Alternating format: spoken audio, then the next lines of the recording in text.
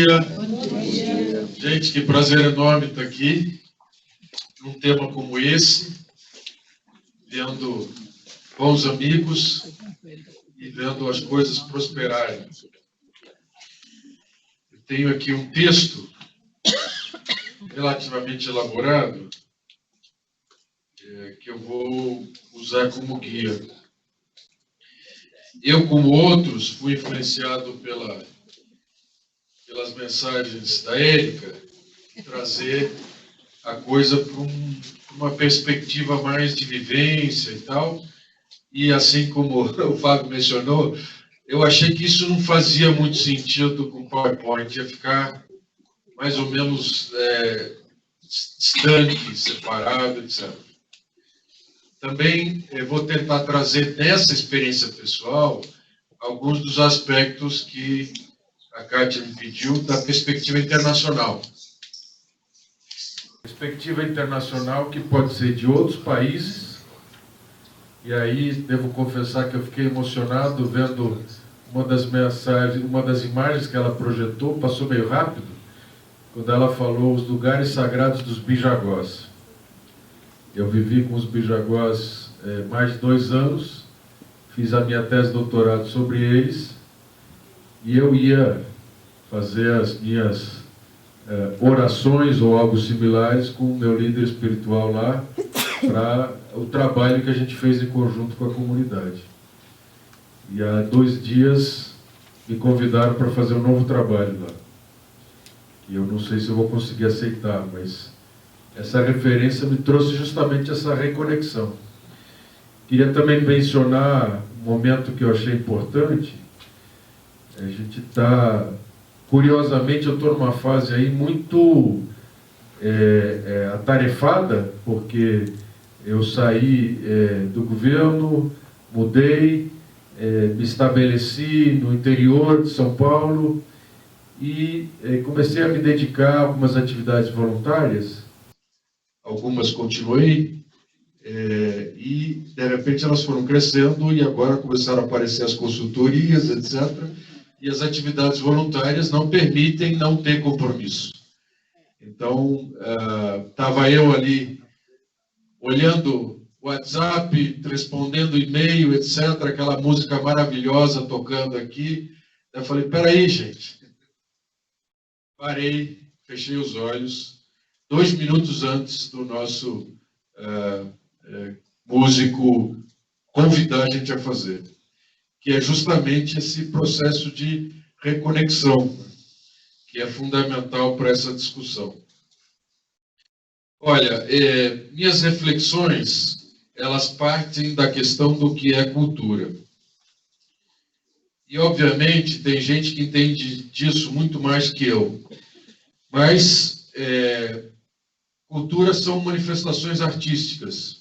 Isso é o sentido geral de cultura que a gente vê na rua. É disso que, infelizmente, trata principalmente o Ministério da Cultura, infelizmente porque há tantas outras coisas, não porque isso seja menor. E nós vimos hoje aqui uma manifestação artística de grande valor e com uma proposta explícita de promover a reconexão. Cultura também são os povos culturalmente diferenciados, né? É uma forma de definir povos tradicionais, comunidades tradicionais, populações tradicionais, povos indígenas e comunidades locais tradicionais, mas uma das razões é porque são culturalmente diferenciados. Nem todos que são culturalmente diferenciados são tradicionais ou têm essa relação íntima com os ecossistemas hoje em dia, né? Mas essa é uma forma de pensar a questão cultural. E, obviamente, o patrimônio histórico arqueológico, né? Isso já foi mencionado até na última fala da Érica. Em muitas das áreas protegidas existe um patrimônio histórico arqueológico que, às vezes, a gente não se dá conta de que ele está ali e da sua importância. Talvez, por essa questão que já foi mencionada aqui, das marcas, a gente fica mais fácil para a gente pensar nessa invisibilidade, né? Ou seja, a gente não tem aí as construções maias, a gente não tem reconhecido antes de desmatamento os geoglifos, mas o fato é que depois de saber, e cada vez mais a ciência tem mostrado e demonstrado algumas configurações da paisagem, como a concentração de alguns vegetais, como as terras pretas, etc., com a presença importante de comunidades humanas e de relações culturais com esse meio. Mas eu defini aqui a cultura como arcabouço de crenças, percepções e conhecimentos que geram posturas, ações e reações. E isso por um grupo social determinado no tempo, no espaço e no contexto. Ou seja, foi muito legal ouvir do Fábio a perspectiva cultural de um grupo de jovens fazendo escalada junto com o mesmo contexto da Cátia. Então, a cultura não é só o que faz os artistas, o que está nos livros, ou o que faz as populações tradicionais indígenas, às vezes distante de nós. A cultura é o que nós estamos fazendo aqui hoje. A cultura é a nossa perspectiva do mundo e como nós reagimos a ela, e ela é organizada e diferenciada pelas condicionantes históricas de cada grupo e de momento, espaço e contexto. A relação num certo espaço nos facilita, embora alguns geógrafos da linha social mais radicais dizem que não nos condiciona, né, mas nos facilita, ao menos, certas relações com esse meio. Nessa perspectiva, a gente tem que refletir, como a Érica fez, que é uma relação de coincidência. Eu acho que coincidências existem. Elas são geridas, elas são geradas, às vezes, por alguns motivos. E um dos motivos que eu vou citar, o que para mim é o mais forte, é que tanto a natureza quanto algumas manifestações culturais, elas são pressionadas, elas são destruídas, elas são degradadas pela civilização industrial. Então, o que acontece é que, normalmente, nós, ambos, todos, ou interrelacionados, somos áreas marginais. Mesmo os espaços no Parque Nacional da Tijuca, no meio de uma metrópole, são espaços que ficaram marginais, que foram reafeiçoados, mas que, de alguma forma, deixaram de ter uma pressão de degradação muito grande. Em algum momento, alguém decidiu se opor a isso, né? Acho que todos conhecem o caso clássico da decisão da recuperação da vegetação na Tijuca, mas, obviamente, em cima disso veio uma série de decisões que definem aquilo como Parque Nacional hoje em dia, não obstante o fato de que muitas áreas continuam ameaçadas e sendo degradadas. Então, o fato de estarmos ambos colocados na marginalidade, e usando parte do que todos aqui já falaram antes, nos colocou numa situação de pseudo-conflito. Nos colocou numa situação onde a proteção da natureza oprimiu mais ainda as comunidades e povos, e eles identificaram na conservação da natureza como um inimigo em certas situações.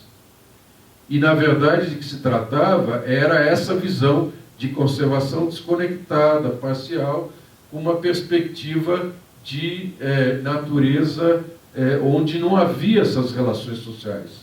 E, como a Érica bem mencionou, nem sempre de utilização direta, de marca direta, mas de significado. E significado que não é só para os povos tradicionais, mas que para eles, junto com a conservação da natureza, restou a opressão do geral. Então, essa reflexão, acho que tem que ser trazida no momento onde nós estamos buscando novos caminhos. Parabéns ao ICMBio, a CGESAN, a Érica, ao Augusto e a todos os colegas que estão aqui tentando fazer isso, buscando novos caminhos de gestão desses espaços, que são as áreas protegidas, e, ao mesmo tempo, as comunidades e povos estão aí se fortalecendo e buscando esses reconhecimentos cada vez mais. Então, em vez de cair nessa artimanha, nessa armadilha de conflito, o que a gente tem que ter, obviamente, é uma grande aliança. E essa aliança, ela é muitas vezes esquecida e tratada por um lado ou por outro, no interesse justamente daquele processo que oprime. Cultura e natureza é o segundo ponto, né? Que eu rapidamente passei nas minhas reflexões. Essa dualidade vem sendo discutida já há alguns séculos, né? Aparentemente aí desde o iluminismo e tal. E claramente passou por um processo de autoafirmação da humanidade. Eu acho que essa diferenciação do homem, da humanidade, do grupo social, das pessoas humanas em relação à natureza, não é exclusividade dos processos da civilização industrial. É muito comum a gente ver nas populações tradicionais, Célia e outros, por favor, me contestem no debate, mas a minha percepção é essa visão de um mundo integrado. Essa visão de lugares sagrados, que são lugares de uso, são lugares que frequentam ou de não uso, que têm significado, mas também praticamente unânime em todos os povos tradicionais, a definição primeiro do eu, do nós. O nós separado de outros povos e separado de uma série de coisas. Dependente, sim, mas diferenciado. É claro que é uma diferenciação, talvez dentro da perspectiva até que a Kátia trouxe, uma diferenciação que nos permite entender, porque uma das figuras que a gente vê num cartoon que roda por aí, que eu tenho usado nas minhas palestras, que é aquele do mundo com uma cerquinha dizendo no começo, a gente fazia uma cerca para nos proteger da natureza. E no final, a gente faz uma cerca para proteger a natureza de nós mesmos.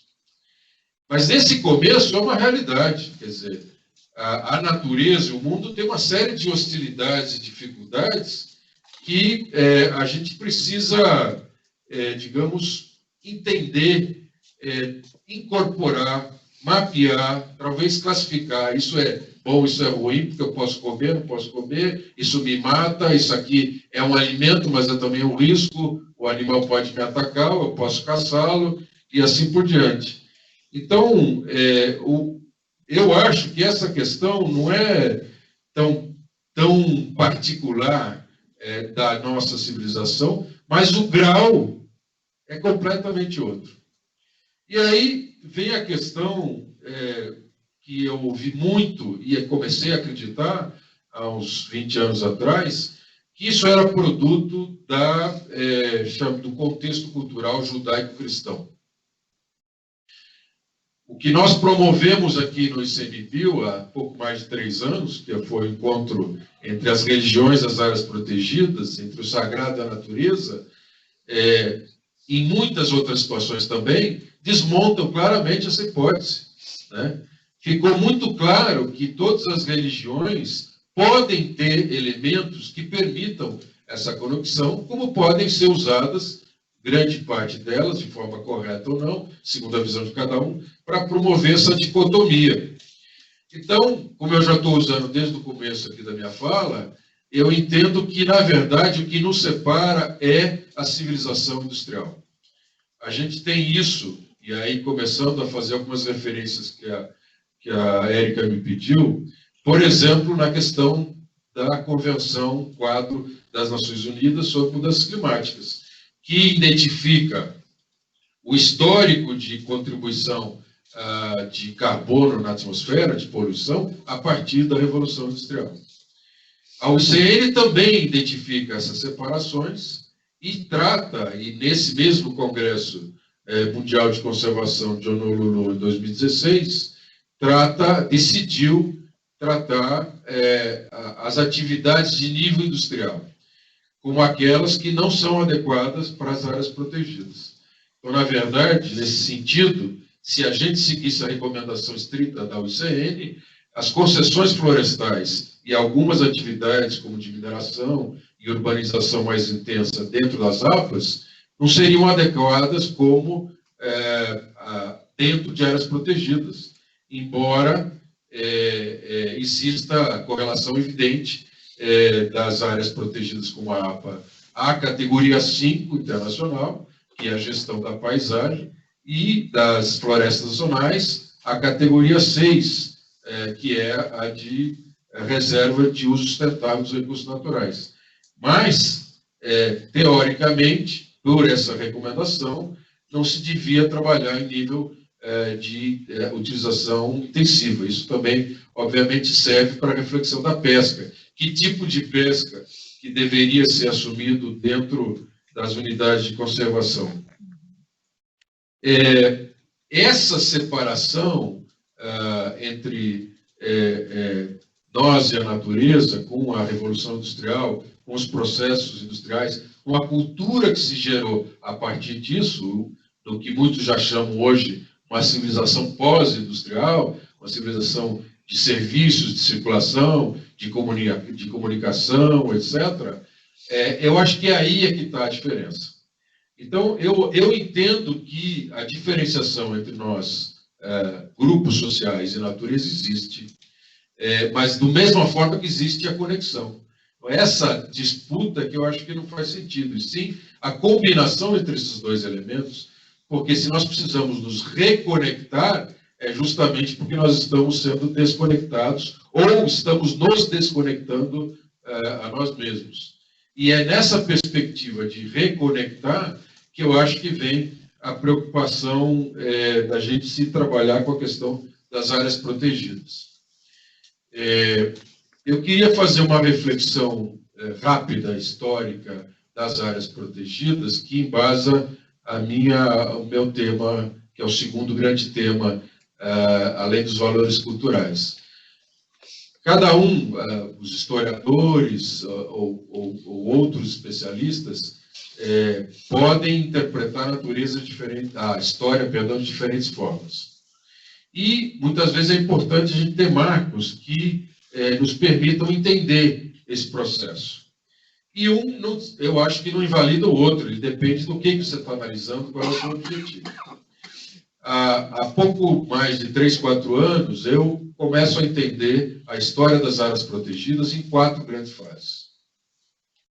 A primeira é o que eu chamo da fase dispersa. É a fase dispersa, que foi mencionada também pela Érica, que é onde cada grupo cria as suas regras, a sua lógica de gestão do território e reserva, por algum motivo, algum trecho para uma utilização diferenciada. Não necessariamente intocada, porque muitas delas eram áreas de caça, inclusive, de realeza, etc., e outras, como foi mencionado, podiam ser tocadas por razões não de funcionalidade, mas por razões religiosas, que às vezes as duas coisas estão ligadas, outras não. Mas o fato é que os motivos eram diversos, os modelos eram diversos, e a gente levou muito tempo para reconhecer que a história das áreas protegidas não começou em Yellowstone ou em Yosemite, depende de quem você preferir. A segunda fase é o paradigma dos parques nacionais. Existem milhões de possibilidades de subdivisão intermediária, mas eu estou entendendo que são 4 grandes fases, e na segunda fase do paradigma dos parques nacionais, nós adotamos um modelo, e esse modelo foi importantíssimo. Ele é perverso, porque ele trouxe justamente, ele é produto dessa civilização industrial, ele é produto dessa separação de homem e natureza. Acho que existem várias publicações da história e da nossa relação com a natureza que tratam disso, essa visão urbana, né, que nos vê separados, mais distantes dessa natureza, e que daí tenta proteger algo que parece longínquo, que, portanto, pode até ser visto como sem gente, ou interessa ser visto como sem gente, embora, de fato, às vezes possa até ser, mas não sem significado. E uma coisa que quase ninguém fala: Os parques nacionais são produtos das novas europeias, das novas Europas, perdão. Os parques nacionais, e aí os geógrafos têm que entender isso muito bem, eles são marcas no território para a definição do Estado Nacional, para a definição da territorialidade apropriada pelo conquistador. Essa perspectiva é cultural também, é cultural do conquistador, do colonizador e do momento onde se conformam e se consolidam os Estados nacionais. E dizer que Yosemite é parte da nação estadunidense significa justificar, por exemplo, o massacre ou a expulsão dos índios, né, no modelo de nação dominado por uma visão europeia que vem.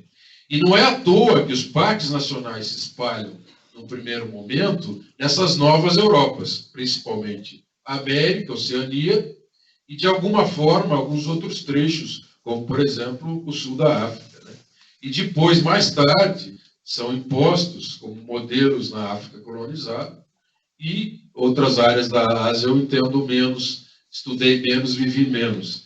Mas essa particularidade dos parques nacionais comprova que eles também são produtos culturais e que devem ser entendidos no debate atual. Ocorre que eles trouxeram dois benefícios, no mínimo dois benefícios importantíssimos. Um, que foi a disseminação do modelo, que virou global.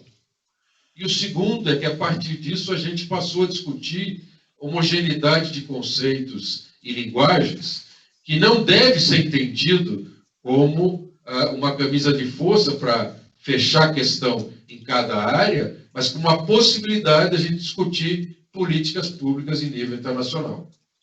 Então, quando a gente chega em Durban 2003, que a gente propõe um novo paradigma, esse novo paradigma reconhece que a gente não tem mais só áreas protegidas gerenciadas por governos nacionais. Nós temos governos estaduais, municipais, que nós não temos mais só governos, nós temos áreas comunitárias, nós temos áreas privadas também. Né? E as áreas não são só para conservação da natureza e visitação, como é típico no modelo de parques nacionais. Elas são por uma multiplicidade de fatores, e aí pesou muito forte o uso sustentável. A história que eu conheço diz que Bali, na verdade, em 1982, foi o marco mais importante de envolvimento da sociedade. Era muito minoritária, era ainda dominada, como ainda é hoje, pelos técnicos, pelos especialistas, mas o Congresso Mundial de Parques em Bali marcou uma separação. O Congresso Mundial de Parques em Caracas reconheceu as reservas extrativistas. Para quem não conhece esse tema, a UICN define o que hoje é adotado como uma classificação internacional das categorias de gestão, né? De 1 a 6, embora sejam 7, porque tem um A e um B. As categorias internacionais de gestão não são definidas pela UICN como algo a ser seguido rigorosamente, embora os países o tenham feito, mas elas são definidas como uma linguagem comum para a gente poder se entender e tratar do mesmo tempo.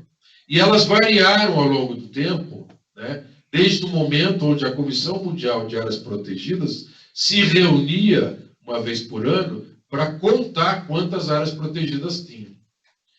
E depois várias categorias, até que, um pouco antes do Congresso Mundial de Caracas, se fez um grande esforço para um novo sistema de categorias, que eu prefiro chamar de gestão, em vez de manejo, porque, para mim, manejo tem a ver muito mais com a manipulação, e gestão é um termo mais amplo. E a categoria 6 não estava lá. Embora se discutia isso, ela não tinha passado dentro da comissão que propunha. E foi a morte de Chico Mendes que influenciou, e a proximidade de estarmos em Caracas, na Venezuela, e eu estava lá, que permitiu a gente demandar e o Congresso aceitar a inclusão da 6ª categoria. Não é que só as reservas extrativistas do Brasil tinham esse modelo, é que as reservas extrativistas do Brasil e o Marte Chico Mendes nosso herói nacional, que alguns não conhecem, permitiu tirar essas áreas da invisibilidade. Então, esse processo gerou, logo depois, um boom de discussões na Ásia, inclusive toda a questão dos povos nômades, etc., e que não tem base no modelo conceitual das reservas extrativistas. Mas ela foi fundamental nesse momento. Mas foi em Durban, em 2003, como a Érica mencionou, que a gente chegou com essa ideia de que temos um novo paradigma. E o Adrian Phillips, que publicou esse texto sobre o novo paradigma, era o presidente da Comissão Mundial de Áreas Protegidas, e ele traduziu o que vinha sendo discutido por nós. Eu, nessa época, estava também no comitê diretor da comissão e fiz parte da organização do Congresso de Durban. Ocorre que esse novo paradigma também não superou essa discussão que nós estamos hoje aqui fazendo. Também era uma visão onde tinha uma série de características vistas pelos técnicos, pelos especialistas, sobre a importância da natureza diferenciada de uma visão integrada com valores culturais. E aí eu vou fazer uma saída para voltar à minha quarta fase, que é os congressos latino-americanos. Esperando que o próximo congresso latino-americano, em Lima, em outubro, a gente leve esse exemplo aqui e debata lá para construir uma estratégia. Não só para fazer uma apresentação, publicar um paper, um pôster, mas discutir uma estratégia latino-americana. E nós estamos construindo isso. Agora, no segundo congresso latino-americano, que se chamava de Parques Nacionais e Outras Áreas Protegidas, houve um debate com os indígenas e, obviamente, havia uma predominância dos indígenas ali da região de Bariloche, na Argentina. E eles nos questionaram sobre por que não um território indígena ser uma área protegida, no sentido que a UCN entendia. E fomos lá nós, técnicos, eu inclusive, Comissão Mundial de Áreas Protegidas, convencê-los que já tínhamos as 6 categorias e estávamos justamente construindo, já tínhamos publicado, etc. Durban já tinha ocorrido, e foi a marca disso. Aliás, em Durban eu apresentei o primeiro diagnóstico brasileiro sobre áreas de conservação comunitária, em 2003. Então, em Durban a gente já tinha uma visão de governança que extrapolava muito essa visão de só parques nacionais. E que, portanto, a gente podia acomodar facilmente os indígenas com um modelo de gestão comunitária. E achamos que tínhamos convencido. Mas eles foram insistentes e voltaram. E, em algum momento, acho que foi em Barcelona, no Congresso Mundial de Conservação, Barcelona, 2008, se aprovou os territórios indígenas como um novo modelo, que a UCN nunca implementou até hoje. Hoje eu reconheço que essa discussão que nós estamos fazendo aqui hoje muda essa perspectiva. Não é só uma visão tecnicista de conjunto de objetivos e de modelos de governança de quem está envolvido que define os tipos de áreas protegidas. E essa perspectiva de que parte daquela natureza e de por que conservar tem a ver com as minhas características culturais, tem muito a ver, sim, com essa possibilidade, que já foi mencionada várias vezes hoje aqui, inclusive nos seus caminhares lá de ver onde estava a roça de milho, de reaprender a partir de quem não perdeu essas conexões. De reaprender, e aí foi colocado pelos indígenas lá da Argentina, que eu não me lembro o nome da etnia, dessa região de Bariloche. E é algo que a gente tem que repensar, porque eu mesmo, lá em Bariloche, fui contra. A quarta fase que eu entendo hoje é o que eu estou propondo uma nova fase histórica nas áreas protegidas, que é a fase da conservação colaborativa. Isso, assim como o novo paradigma, não significa uma proposta para começarmos a fazer. Significa um reconhecimento. Eu formulei essa ideia aqui dentro do ICMBio há pouco menos aí de 3 anos e venho discutindo ela desde então. Inclusive contei com muitos colegas para apresentar em debates, reflexões. No Congresso Brasileiro de Unidade de Conservação, em 2018, eu fiz isso com alguns colegas, e a gente conseguiu identificar, e a Carla foi muito importante nisso, trabalhando com a questão das parcerias, que em 2017 a gente tinha assinado 50 acordos. Agora, imagine, num ano, 50 acordos, que provavelmente representam uma pequena parcela das relações de fato. E a pior, ela, na minha cara, ou seja, a Dimã ensinando a Dizate, me perguntou por que os conselheiros não são parceiros. E as comunidades tradicionais? Então, numa perspectiva mais ampla de parceria, a gente tem que incluir mais de 8 mil membros de conselho, e no meu cálculo rápido, provavelmente, pelo menos 150 mil famílias de populações tradicionais extrativistas. As 54, 55 mil que foram cadastradas, as cerca de 5 mil que não foram cadastradas, as cerca de 15 mil que foram incorporadas com as novas reservas extrativistas, especialmente no litoral do Maranhão, e as populações tradicionais extrativistas APAs, que nunca cadastramos. O fato concreto é que cada vez mais que eu olho, e não é só no Brasil, é mundo afora, eu não consigo ver uma única unidade de conservação que seja gerida só pela entidade governamental, ou mesmo que sejam outras. Existe sempre um complexo de interações, de parcerias. Nem que seja, mal falando, mas simplificando só para exemplificar, aquele acordo com a prefeitura que cede o vigia ou o cara que ajuda a fazer a limpeza naquela unidade de conservação, em cuja sede não temos dinheiro, ou vocês não têm dinheiro, nem para pagar essas atividades de manutenção do escritório. Então, a questão da conservação colaborativa, ela vem, na verdade, num momento de reconhecer que, de fato, múltiplos atores sociais contribuem para a gestão e o sucesso das áreas protegidas de diversas formas e trazem cada um deles suas perspectivas culturais diferenciadas. E isso vem sendo aprofundado ainda mais na medida que a gente tem, no processo dos últimos anos, um reforço à importância da visitação. E o Fábio expressou bem essa história de deixar a visitação para o final, mas também a perspectiva do voluntariado, da possibilidade de engajar uma parte significativa da população, a perspectiva das parcerias com as organizações da sociedade civil e com governos estaduais e municipais, e, como bem me falou no tabefe de pelica que a Carla me deu, os conselheiros e as populações tradicionais, e, obviamente, toda essa perspectiva de envolvimento tratada de forma a reconhecer, no sentido de entender não só que tem um interesse, mas que tem um valor. E tem um valor porque tem um interesse. Porque, culturalmente, nós todos temos interesses. A gente parece que usa o termo interesse quando a gente quer falar algo negativo. Mas quando um grupo indígena define uma área sagrada, no mínimo ele tem ali um interesse espiritual, né, no sentido mais amplo da palavra, que é como eu uso.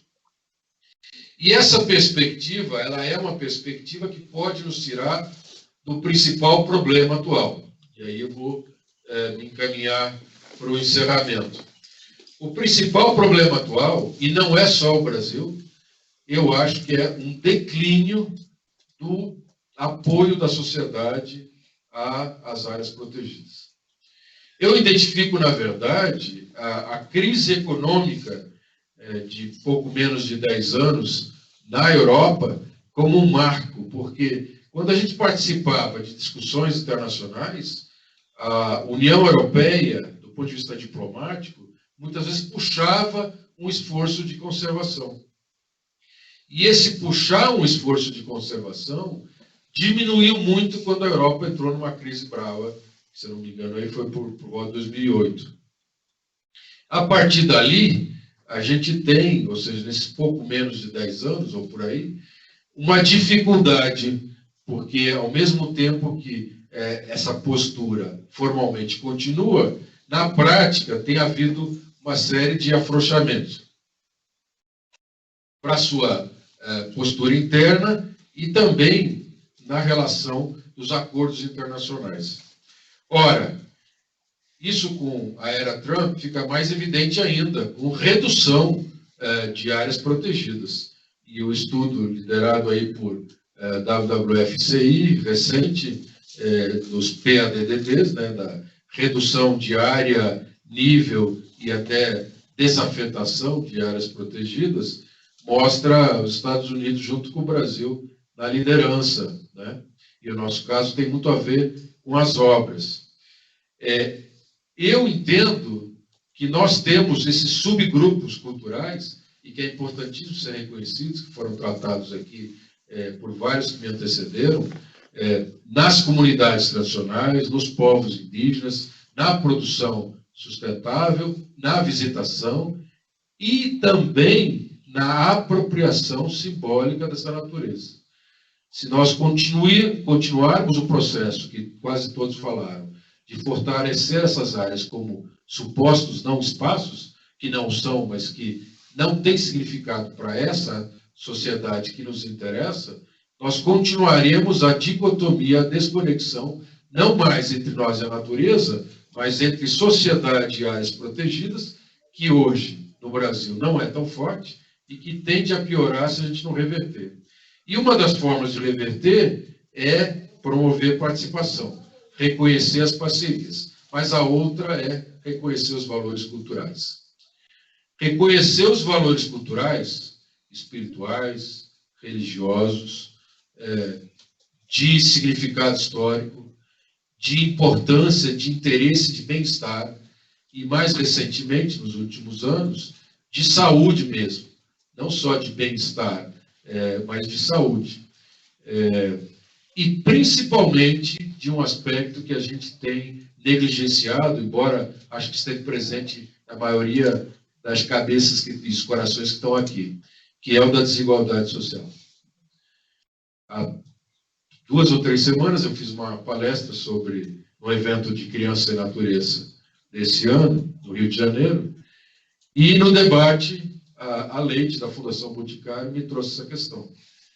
Mas qual é o papel da saúde, das áreas protegidas em diminuição das desigualdades sociais? Eu só pude contar uma historinha que eu vi no Alto da Mantiqueira. Uma das minhas atividades voluntárias agora é tentar conectar Atibaia com a Transmantiqueira, que está sendo montada por grupos de voluntários. E eu fui lá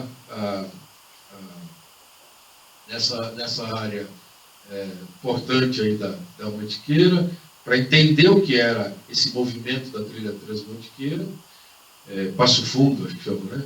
E participei lá do seminário, Passa Quatro. E fui lá conversar com o cara que tem uma lojinha de equipamento de porte outdoor. E ele me contou uma historinha dizendo, olha, esse povo daqui não sobe a montanha. E aí eu comecei a refletir e eu vi de fato que existe essa segregação social por valores, por cultura, não é só por impedimento físico. Eles moram ali do lado. E, obviamente, eles têm alguma dificuldade de equipamento mais moderno, mas de uma forma ou de outra, você poderia ter acesso. Mas não está na parte da cultura da população mais pobre, que está próxima desses atrativos, aproveitar esses atrativos. É melhor fazer um churrasco e beber cerveja no quintal de casa no fim de semana, botar o carro com som alto. E ele disse, o que eu comecei a fazer foi olhar as crianças mais carentes das escolas, dar equipamento para eles e levar eles para a montanha, inclusive para fazer corrida de montanha, que está tão em moda agora, que eu estou voltando para essa área. A partir disso, eles passaram a ter portas abertas em todos os setores da sociedade. Mas muito mais do que isso, quando a gente vê que nós dependemos da natureza para a nossa saúde, para combater o estresse, e até, dizem alguns, do ponto de vista físico mesmo com a visão segmentada de separar o mental do físico, do bem-estar, da saúde clínica, etc., se isso é benéfico para a nossa saúde, isso é um direito da sociedade. nessa palestra uma psicóloga que falou justamente da construção dos muros, e o muro que a gente cria entre a sociedade mais carente e a natureza, através, inclusive, da má gestão das áreas protegidas. O problema não são as áreas protegidas, é a sua má gestão, que me fez chorar nesse evento de Criança e Natureza lá no Rio de Janeiro, há 3 semanas atrás. Aí, a partir disso, eu incorporei, falei, pô, estou esquecendo mais uma coisa, incorporei isso. Então, as áreas protegidas, no meu entender, são o melhor mecanismo que a humanidade já criou para conservar a natureza.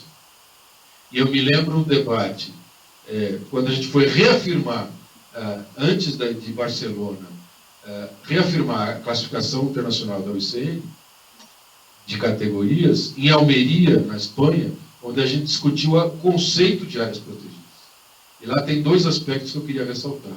Um que foi iniciativa minha, que foi as áreas protegidas são para proteger a natureza e não a biodiversidade.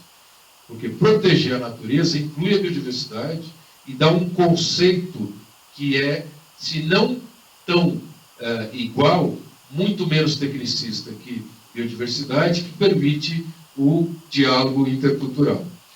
Então, a definição da UCN hoje fala em áreas protegidas para proteger a natureza, mesmo numa década ou em décadas onde a biodiversidade dominou. E não é demérito à biodiversidade, é só entender que natureza é mais fácil de compreender, está mais comum nas diversas culturas e é mais amplo do que a diversidade de espécies. E o segundo é que lá está também os valores culturais das áreas protegidas. Então, a UCN já define há bons anos, há boas décadas, que os valores culturais fazem parte do que a gente tem que proteger. Mas as áreas protegidas não são só o melhor mecanismo de proteger a natureza, elas são também o melhor mecanismo de acesso da sociedade a esses benefícios, seja no turismo, seja através da proteção dos mananciais de abastecimento de água, seja através do ar, e a recente descoberta aqui no Rio de Janeiro, entenderam que a Floresta da Tijuca filtra, né, metais pesados e outros poluentes para o ar da cidade ser mais vivível. Também a questão climática nas cidades, etc. E, obviamente, todo esse movimento do déficit da natureza, que é a síndrome de déficit de natureza, muito focado às vezes nas crianças, mas que nos pega a todos. Então, o direito de sermos saudáveis e felizes está associado a um dos serviços ambientais que a gente antes não considerava. Não é?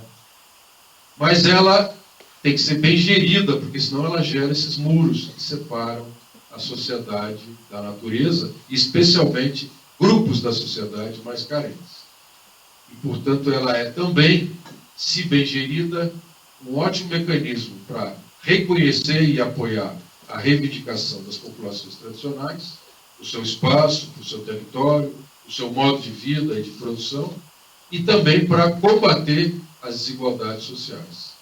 Valores sociais, eu trago uma série, valores sociais e culturais, eu trago uma série de recomendações no meu texto, que ainda está em versão preliminar, mas já posso deixar, e depois revisar para uma versão final.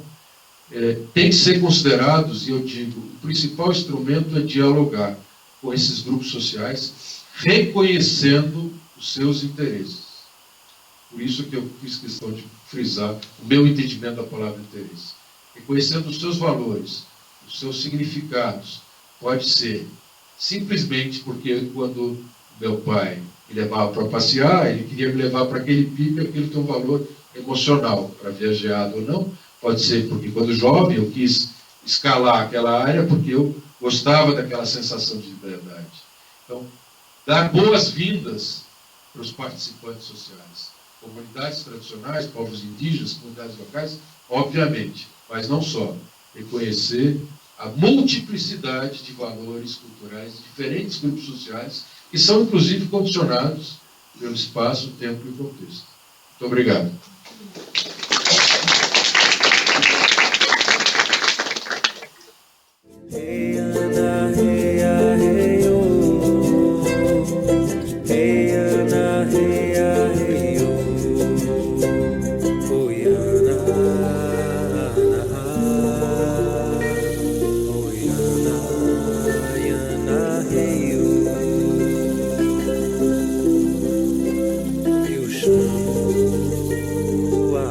força, o poder.